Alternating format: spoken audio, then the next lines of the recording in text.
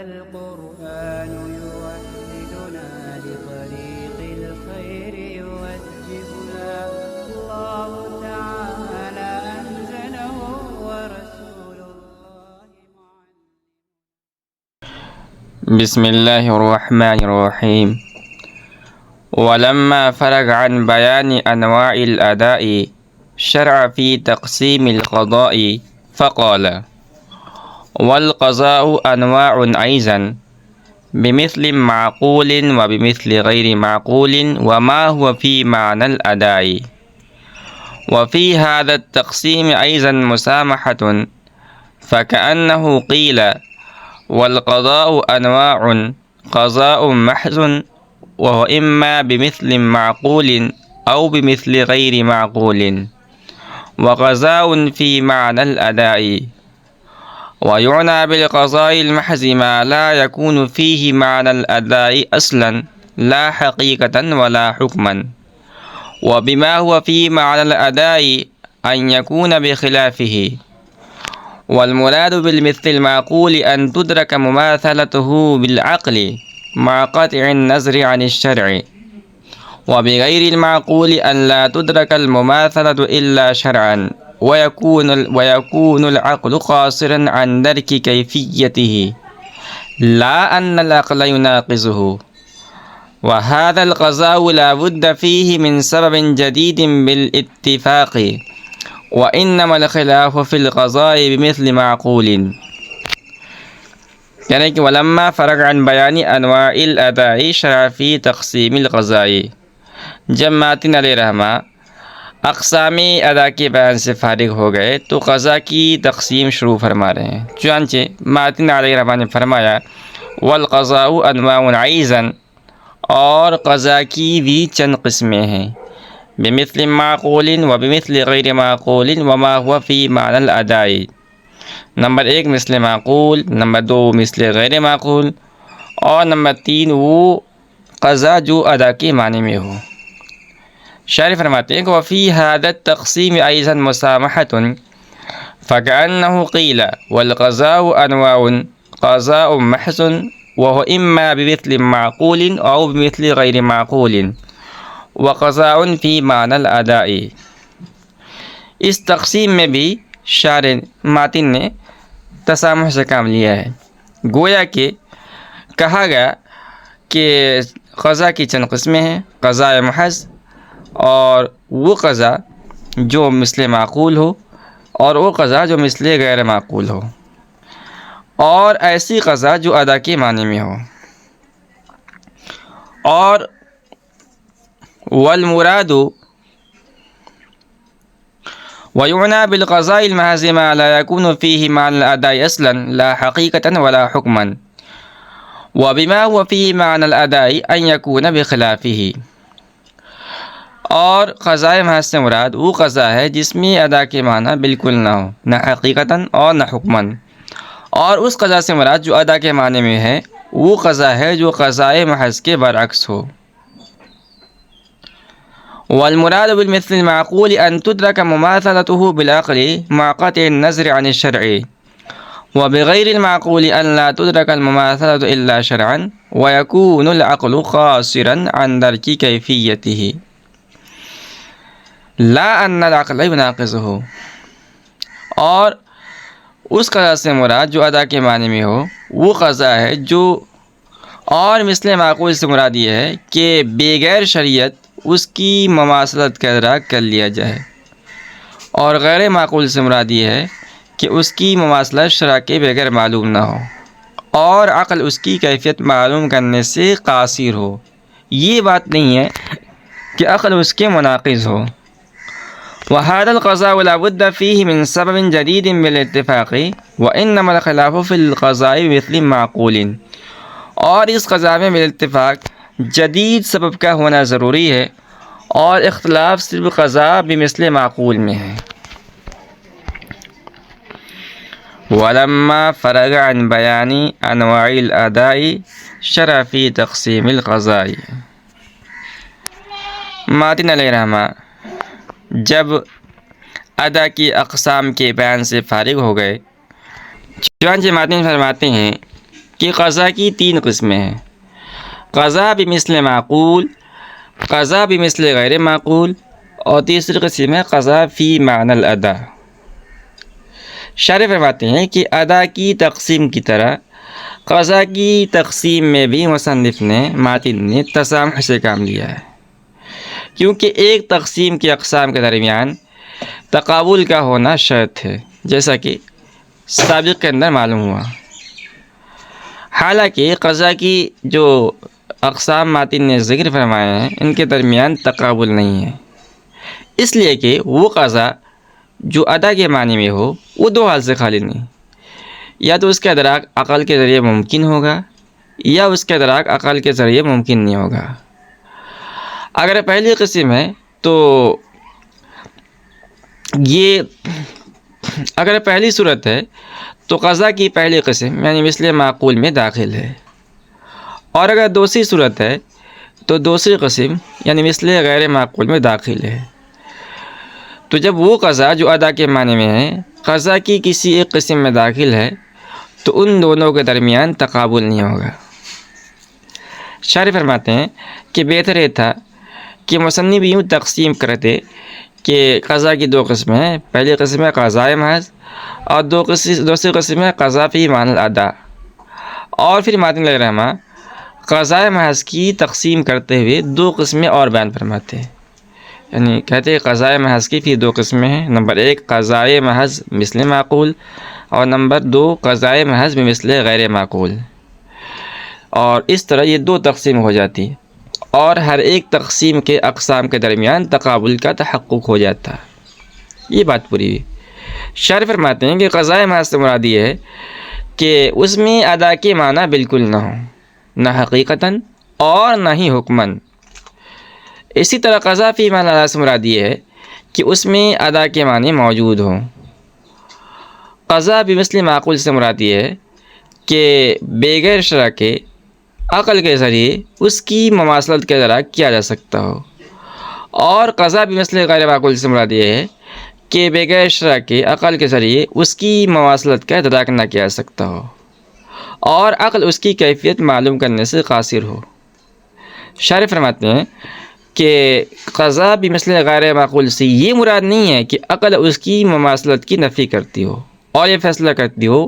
کہ قضا واجب کی مماثل نہیں ہے، کیونکہ عقل بھی حجت شرعیہ ہے اور شریعت کی حجتوں میں باہمی تناقض نہیں ہوتا ہے۔ آخر میں صاحب نور العنوان نے فرمایا کہ قضا بمثل غیر معقول کے لیے بالاتفاق سبب ادا کے علاوہ ایک نئے سبب کا ہونا ضروری ہے، اور رہا وہ اختلاف جو ہمارے اور اصحاب شافعی رحمہ اللہ کے درمیان تھا تو وہ قضا بمثل معقول کے سبب میں ہے، اور اس کی تفصیل ماقبل کے اندر گزر چکی ہے۔ کالصوم للصوم هذا نظیر للقضاء بمثل معقول أي كقضاء الصوم للصوم فإنه أمر معقول لأن الواجب لا يسقط عن الذمة إلا بالأداء أو بإسقاط صاحب الحق وما لم يوجد أحدهما يبقى في ذمته، جیسے روزی قضا روزے سے۔ شرح فرماتے ہیں کہ یہ قضا بمثل معقول کی مثال ہے، یعنی جیسے روزے قضا روزے سے ہے، اس لیے کہ یہ امر معقول ہے، کیونکہ واجب ذمے سے ساقط نہیں ہوتا ہے مگر ادا کے ذریعے یا صاحب حق کے حق ساقط کر دینے سے، اور جب تک ان دونوں میں سے کوئی بات موجود نہ ہو وہ مکلف کے ذمے باقی رہے گا۔ کالصوم للصوم، قضا بمثل معقول کی یہ مثال ہے روزے کی قضا روزے سے، اور روزی قضا روزے کو قرار دینا ایک امر معقول ہے، کیونکہ جو شے ذمے میں واجب ہوتی ہے وہ ذمے سے ادا کے ذریعے ساقط ہوگی یا صاحب حق کے ساقط کرنے سے ساقط ہوگی، اور جب تک ان دونوں طریقوں میں سے کوئی ایک طریقہ موجود نہ ہو وہ مکلف کے ذمے واجب رہے گی۔ تو چونکہ ادا کے روزے اور قضا کے روزے کے درمیان صورتاً بھی مماثلت موجود ہے اور معناً بھی مماثلت موجود ہے، اس لیے کہ عقل اس مماثلت کا ادراک کر سکتی ہے اور جس مواصلات کا ادراک عقل کے ذریعے ممکن ہو اس کو مثل معقول کہا جاتا ہے، لہذا روزے قضا روزے کے ساتھ قرار دینا مثل معقول ہے۔ والفدیۃ لہ ھذا نظیر للقضاء بمثل غیر معقول فإن الفدیۃ بمقابلۃ الصوم لا يدرکہ عقل اذ لا مماثلۃ بینہما صورۃ وظاہر ولا معنى لأن الصوم تجبيع للنفس والفدية إشباع، وهذه الفدية لكل يوم ونصف ساع من بر أو دقيقه أو سبيقه أو زبيب أو ساع من تمر أو شعير للشيخ الفاني الذي يعجز عن الصوم لأجل قوله تعالى وعلى الذين يطيقونه فدية طعام مسكين، على أن تكون كلمة لا مقدرة أي لا يطيقونه، أو تكون الهمزة فيه للسلب أي يسلبون الطاقة ليدل على الشيخ الفاني. وأما إذا حملت على ظاهرها فهي منسوخة على ما قيل إن في بدء الإسلام كان المطيق مخيرا بين أن يصوم وبين أن يفدي، ثم نسخ بدرجات على ما حررته في التفسير الأحمدي۔ کہنے والفدیۃ لہ اور روزے کے لیے فدیہ، ھذا نظیر للقضاء بمثل غیر معقول یہ قضا بمثل غیر معقول کی مثال ہے۔ فإن الفدیۃ بمقابلۃ الصوم لا يدرکہ عقل اذ لا مماثلۃ بینہما صورۃ وهو ظاہر ولا معنى لأن الصوم تجبيع للنفس والفدیۃ اشباع، کیونکہ فدیہ روزے کے مقابلے میں ہے جس کا ادراک عقل سے نہیں کر سکتے ہیں، کیونکہ ان دونوں کے درمیان نہ صورتاً مماثلت ہے اور یہ ظاہر ہے، اور نہ معناً مماثلت ہے، اس لیے کہ روزہ نفس کو بھوکا رکھنے کا نام ہے اور فدیہ کے معنی شکم سیر کرنا ہے۔ کہنے کہ وَهَذِهِ الْفِدْيَةُ لِكُلِّ يَوْمٍ وَنِصْفُ سَاعٍ مِّن بُرٍّ أَوْ دَقِيقِهِ أَوْ سَبِيقِهِ أَوْ زَبِيبٍ أَوْ سَاعٍ مِّن تَمْرٍ أَوْ شَعِيرٍ لِلشَّيْخِ الْفَانِي الَّذِي يَعْجِزُ عَنِ الصَّوْمِ لِأَجْلِ قَوْلِهِ تَعَالَى وَعَلَى الَّذِينَ يُطِيقُونَهُ فِدْيَةٌ طَعَامُ مِسْكِينٍ، عَلَى أَن تَكُونَ كَلِمَةُ لَا مُقَدَّرَةً أَيْ لَا يُطِيقُونَهُ، أو تكون الهمزة فيه للسلب أي يسلبون الطاقة ليدل على الشيخ الفاني.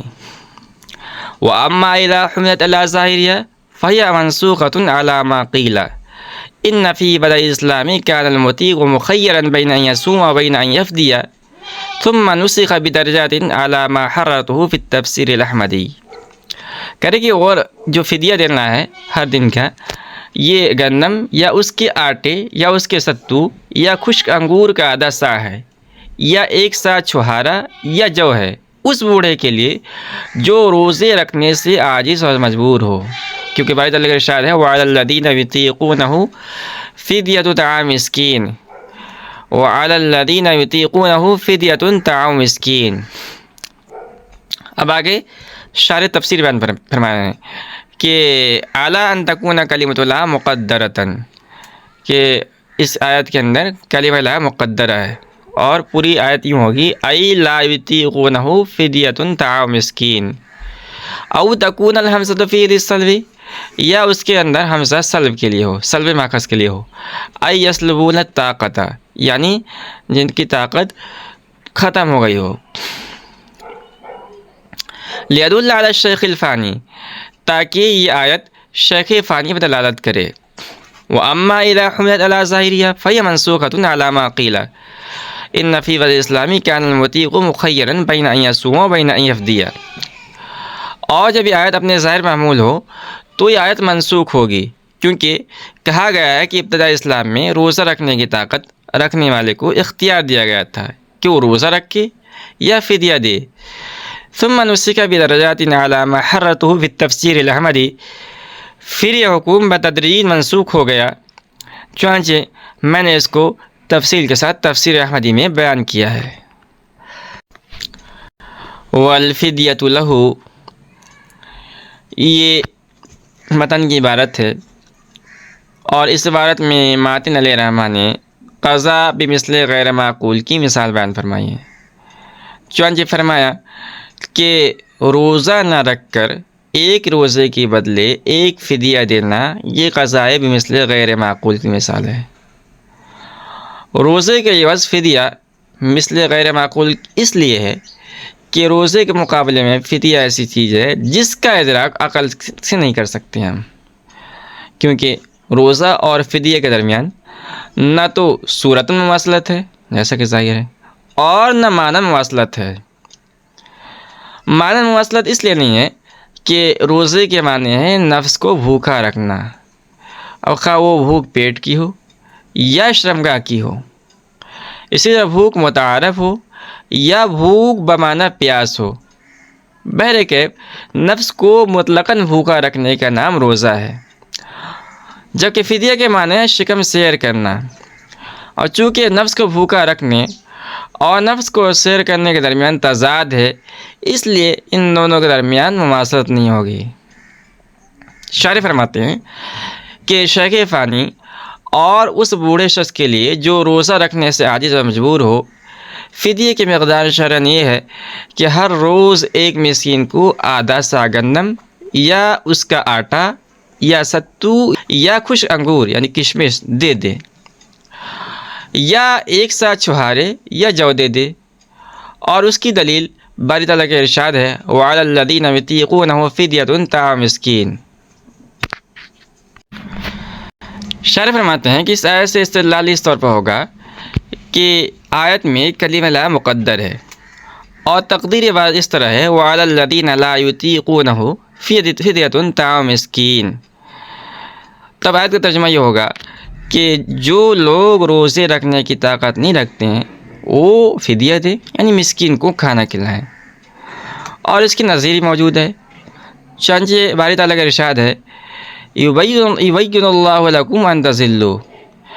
تو ان تضلوا میں کلمہ لا مقدر ہے، اور تقدیر عبارت یہ ہے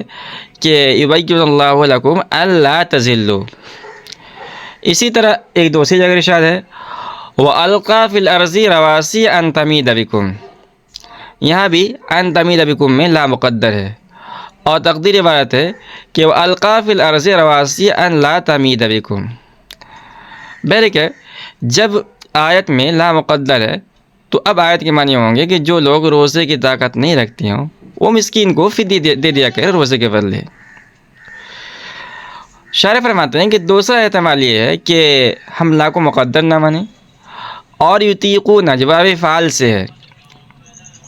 اس میں ہم باب فعال کی ایک خاصیت یعنی سلب ماخذ کو لیں، یعنی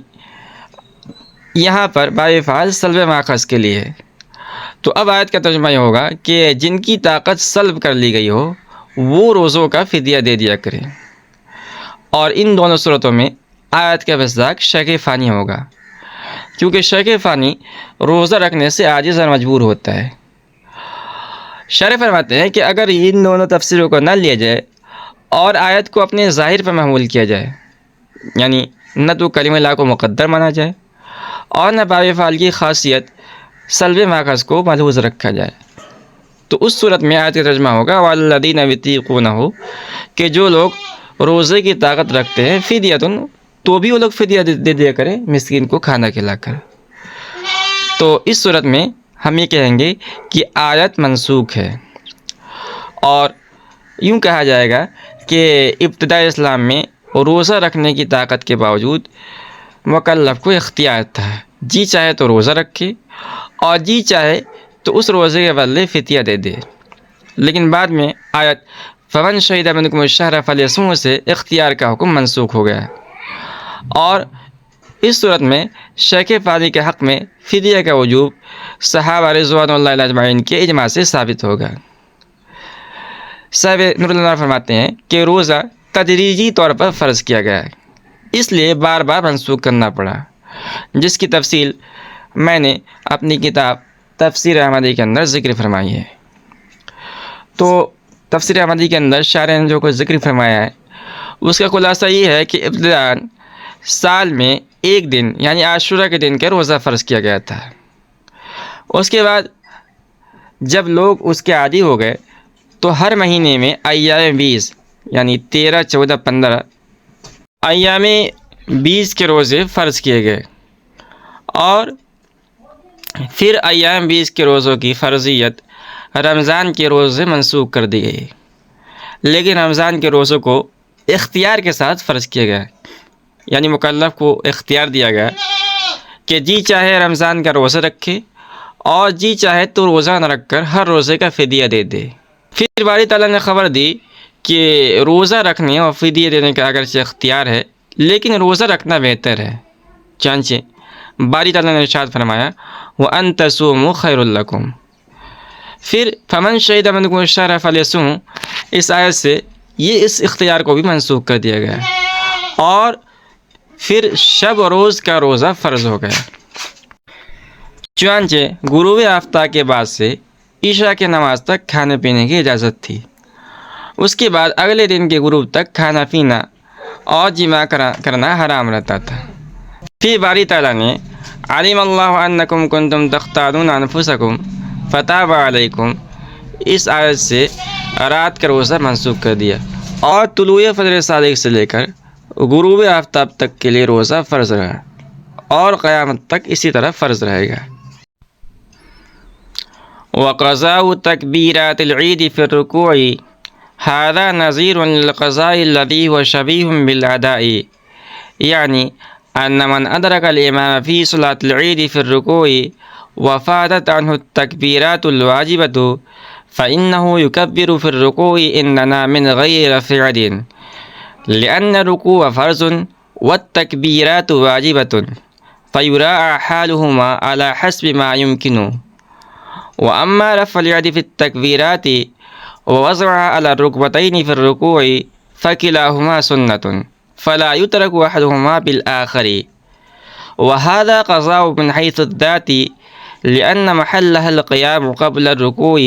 وقد فات، لكنه شبيه بالأداء لأن الركوع يشبه القيام لقيام النصف الأسفل على حاله، ولأن من أدرك الإمام في الركوع فقد أدرك الركعة مع جميع أجزائها من القيام والقراءة تقديرا، فالاحتياط من يؤتى بها فيه. وعند أبي يوسف رحمه الله لا تقضى هذه التكبيرات في الركوع لأنه قد فات محلها كما لا تقضى القراءة والقنوت فيه، کہنے وقضاء تکبیرات العید فی الرکوع، اور عید کی تکبیرات کی قضا رکوع میں۔ هذا نظیر للقضاء الذی هو شبیہ بالاداء، یہ قضا مشابہ الادا کی نظیر ہے، یعنی ان من ادرک الامام فی صلاۃ العید فی الرکوع وفاتت عنہ التکبیرات الواجبۃ فإنه یکبر فی الرکوع عندنا من غیر رفع ید، یعنی جس آدمی نے عید کی نماز میں امام کو رکوع میں پایا اور اس کی واجب تکبیریں فوت ہو گئی تو وہ ہمارے نزدیک بغیر ہاتھ اٹھائے رکوع میں تکبیریں کہہ لے، لأن الرکوع فرض والتکبیرات واجبۃ فیراعی حالہما علی حسب ما یمکن، اس لیے کہ رکوع فرض ہے اور تکبیرات واجب ہے، لہذا حتی الامکان دونوں کی رعایت کی جائے گی۔ وَأَمَّا رَفْعُ الْيَدِ فِي التَّكْبِيرَاتِ وَوَضْعُهَا عَلَى الرُّكْبَتَيْنِ فِي الرُّكُوعِ فَكِلَاهُمَا سُنَّةٌ فَلَا يُتْرَكُ أَحَدُهُمَا بِالْآخَرِ، وَهَذَا قَضَاءٌ مِنْ حَيْثُ الذَّاتِ، اور تکبیرات میں ہاتھ اٹھانا اور رکوع میں اس کو گھٹنوں کے اوپر رکھنا دونوں سنت ہیں، لہذا ان میں سے ایک کو دوسرے کی وجہ سے ترک نہیں کیا جا سکتا ہے۔ شارح فرماتے ہیں کہ وَهَذَا قَضَاءٌ مِنْ حَيْثُ الذَّاتِ لِأَنَّ مَحَلَّهَا الْقِيَامُ قَبْلَ الرُّكُوعِ وَقَدْ فَاتَ، یہ ذات کے لحاظ سے قضا ہے کیونکہ تکبیرات کا محل رکوع سے پہلے قیام کی حالت ہے، وَقَدْ فَاتَ، اور یہ فوت ہو چکا ہے، لَكِنَّهُ شَبِيهٌ بِالْأَدَاءِ لِأَنَّ الرُّكُوعَ يَشْبَهُ الْقِيَامَ لِقِيَامِ النِّصْفِ الْأَسْفَلِ عَلَى حَالِهِ، وَلِأَنَّ مَنْ أَدْرَكَ الْإِمَامَ فِي الرُّكُوعِ فَقَدْ أَدْرَكَ الرَّكْعَةَ مَعَ جَمِيعِ أَجْزَائِهَا مِنَ الْقِيَامِ وَالْقِرَاءَةِ تَقْدِيرًا فَالِاحْتِياطُ مَا يُؤْتَى بِهَا فِيهِ، اور یہ فوت ہو چکا ہے لیکن یہ مشابہ الادا ہے، اس لیے کہ رکوع قیام کے مشابہ ہے، کیونکہ جسم کا نصف اسفل اعلی حال ہی قائم ہے، اور اس لیے بھی کہ جس آدمی نے رکوع کی حالت میں امام کو پایا، اس نے رکعت کو اس کے تمام اجزاء یعنی قیام اور قرات کے ساتھ حکماً پا لیا۔ بس احتیاط یہی ہے کہ فوت شدہ تکبیر رکوع بھی ادا کر لی جائے۔ وعن ابی یوسف رحمہ اللہ لا تقضى هذه التکبیرات فی الرکوع لأنه قد فات محلها كما لا تقضى القراءة والقنوت فيه۔ اور حضرت امام ابی یوسف رحمۃ اللہ علیہ کے نزدیک رکوع میں ان تکبیروں کی قضا نہیں کی جائے گی، اس لیے کہ تکبیرات کا محل فوت ہو چکا ہے، جیسا کہ رکوع میں قراءت اور قنوت کی قضا نہیں کی جاتی۔ وقضاء تکبیرات العید فی الرکوع، یہ قضا مشابہ الادا کی نظیر ہے، اور اس کی نظیر مصنف نے یہ بیان فرمائی ہے کہ ایک آدمی نماز عید میں امام کے ساتھ حالت رکوع میں شریک ہوا اور اس کی واجب تکبیریں فوت ہو گئیں، تو یہ آدمی ہمارے نزدیک بغیر ہاتھ اٹھائے رکوع کی حالت میں فوت شدہ تکبیریں کہے گا، بشرطے کہ اس کو یہ اندیشہ ہو کہ کھڑے ہو کر تکبیریں کہے گا تو امام رکوع سے اپنا سر اٹھا لے گا، اور اگر اندیشہ نہ ہو تو کھڑے ہو کر تکبیریں کہے، پھر رکوع کی تکبیر کہہ کے رکوع میں چلا جائے۔ بہرحال اگر امام کے رکوع سے سر اٹھانے کا اندیشہ ہو تو یہ آدمی رکوع میں تکبیریں کہے گا، کیونکہ رکوع فرض ہے اور تکبیرات عید واجب ہیں، لہذا حتی الامکان دونوں کی رعایت کی جائے گی، یعنی فعل رکوع بھی کیا جائے گا اور اس میں تکبیرات عید بھی کہی جائیں گی۔ اب سوال پیدا ہوگا پھر رکوع کی تسبیح کب کہے گا؟ تو تسبیحات رکوع چونکہ مستحب ہے، اس وجہ سے مستحب کو واجب تکبیروں کی وجہ سے چھوڑ دیا جائے گا، اور تکبیرات عیدین میں چونکہ ہاتھوں کا کانوں تک اٹھانا بھی سنت ہے، اور حالت رکوع کی وجہ سے انہیں گھٹنوں پر رکھنا بھی سنت ہے، اس لیے کسی ایک کو دوسرے کی وجہ سے نہیں چھوڑا جا سکتا ہے، یعنی گھٹنوں پر رکھنے کی سنت کو تکبیرات میں ہاتھ اٹھانے کی سنت کی وجہ سے ترک نہیں کہہ سکتا ہے۔ اور حالت رکوع میں تکبیرات عید کہنا ذات کے اعتبار سے قضا ہے، کیونکہ تکبیرات کا موقع رکوع سے پہلے قیام کی حالت ہے، اور قیام کی حالت فوت ہو چکی ہے، گویا تکبیرات عید اپنے وقت سے بعد میں کہی گئی ہیں، اور وقت کے بعد کسی حکم کے تعمیل کرنے کا نام ہی قضا ہے، لہذا رکوع کی حالت میں تکبیرات عیدین کہنا قضا ہوگا، لیکن یہ قضا ادا کے مشابہ ہوگا، کیونکہ رکوع قیام کے مشابہ ہے۔ شرح فرماتے ہیں کہ رکوع قیام کے مشابہ اس لیے ہے کہ رکوع کی حالت میں بدن کا نصف اسفل اعلی حال ہی قائم رہتا ہے، تو نصف اسفل قیام کی وجہ سے حالت رکوع میں بھی من وجہ قیام پایا گیا، اور جب حالت رکوع میں من وجہ قیام پایا گیا تو رکوع قیام کے مشابہ ہو گیا۔ دوسری وجہ یہ ہے کہ جو آدمی امام کے ساتھ رکوع میں شریک ہوتا ہے وہ حکماً رکعت کو اس کے تمام اجزاء یعنی قیام قرات کے ساتھ پا لیتا ہے، تو رکوع میں امام کے ساتھ شریک ہونے والے کا پوری رکعت کو پا لینے والا شمار ہونا اس بات کی علامت ہے کہ رکوع کو بھی قیام کا حکم حاصل ہے، اور جب رکوع قیام کے مشابہ ہو گیا تو رکوع کی حالت میں تکبیرات عید کہنا من وجہ قیام کی حالت میں کہنا ہے، تو جب من کلی وجہ قیام کی حالت میں تکبیرات کہنا ادا ہے تو من وجہ قیام کی حالت میں تکبیرات کہنا ادا تو نہیں ہے لیکن ادا کے مشابہ ضرور ہے، تو احتیاط یہی ہے کہ فوت شدہ تکبیر رکوع میں قضا کر لی جائے۔ صاحب نور النما فرماتے ہیں کہ حضرت امام ابو یوسف رحمۃ اللہ نے فرمایا کہ یہ تکبیریں رکوع میں قضا نہ کی جائیں گی، کیونکہ ان تکبیروں کا موقع یعنی قیام گزر چکا ہے، جس طرح قرات اور دعائے قنوت فوت ہو جانے کے بعد رکوع میں قضا نہیں کی جاتی ہیں۔